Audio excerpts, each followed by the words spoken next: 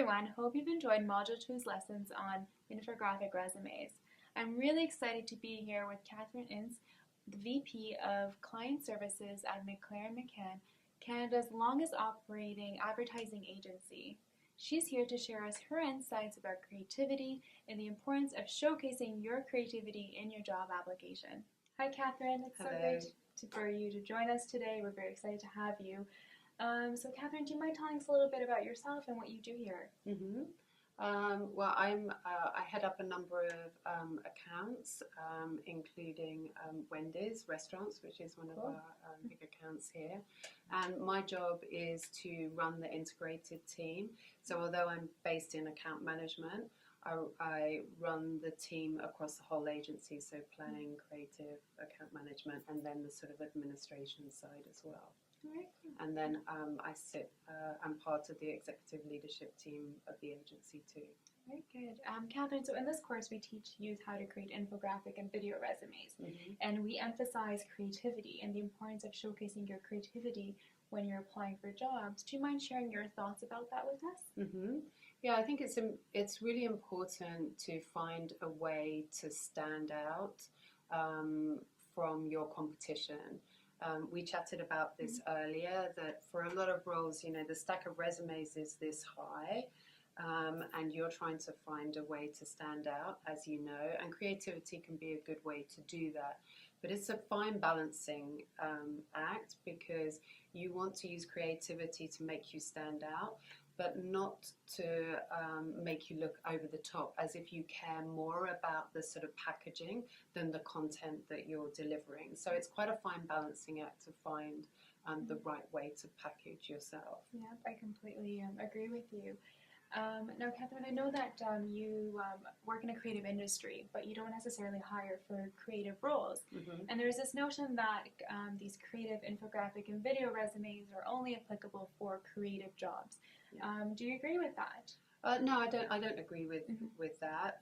We're a creative agency. At the end of the day, what we're putting out for consumers is creative work. There's a lot of steps that go in that, and a lot of people that play different roles.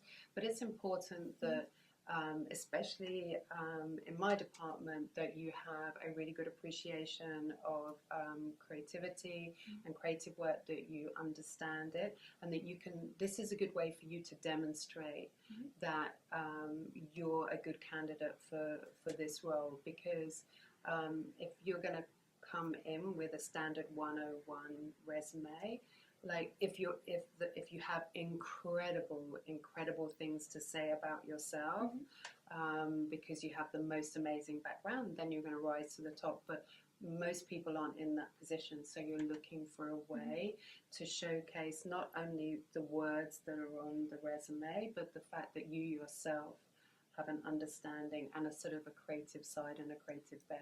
Yeah, I mean, creativity is always very important. Yeah.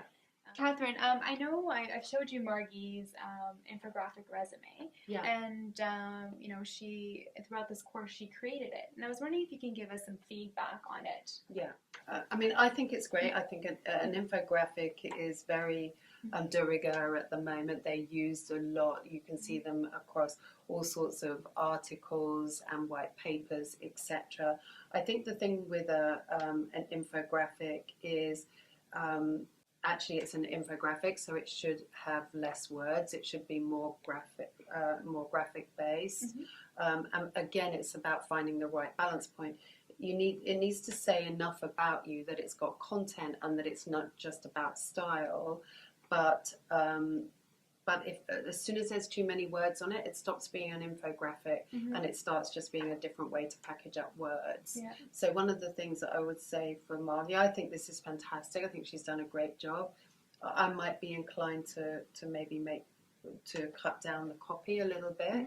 But the key thing is to ensure that every time you do these, don't just send out the same one.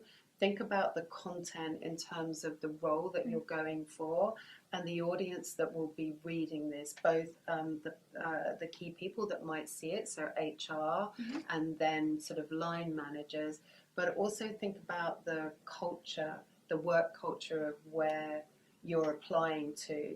So that may change the language that you use and the content of some of the visuals and the videos. So we talked about if you are going for a job or a role in, say, a business maybe like a lawyer, where maybe the culture is more traditional, then think about that in the language and the content that you use. Versus if you're applying for a job in a creative agency, then maybe actually your tone of voice would be very different, and the content of the visuals and the videos would, be much more maybe light-hearted and entertaining. So the big thing is to think about the audience who's reading this and tailor it accordingly. So I completely agree with that, and we do talk a lot about targeting it towards your audience and keeping your audience in mind. So it's great to hear that from someone who's actually in the industry and someone who does do the hiring. Yeah. So that is something that you look at. Yeah, exactly. So for me, for our industry,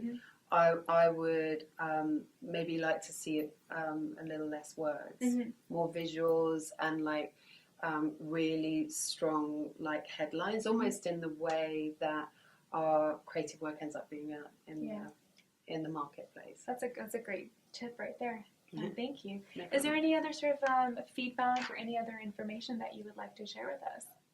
Okay. So the other thing to think about with videos is if you look at the average time that a consumer. So when we put videos out in the marketplace, we think about how long we can keep our target audience engaged. So if we have really engaging, interesting content in a video, we know that we could potentially keep someone engaged for 30 seconds, a minute, or a minute and a half. If actually the content's interesting but it's not highly engaging, then someone's going to click out after 7 or 9 seconds, 15 seconds if you're lucky. So when you edit your videos, maybe get all your more important stuff in at the beginning, because you've got no guarantee that someone's going to watch it right to the end. And or if it's highly engaging, then you can get a lot more content in. So think about what you want to say and how quickly, realistically, someone who doesn't know you is actually going to stay engaged in that content, and tailor the length accordingly. Fantastic. Thank you so much, Catherine. You're welcome. It's been great sitting with you. Thank you and for I know asking I've me. learned a lot from your insights, and I'm sure everyone else has as well. Okay, thank you for asking me. Thank you. Bye.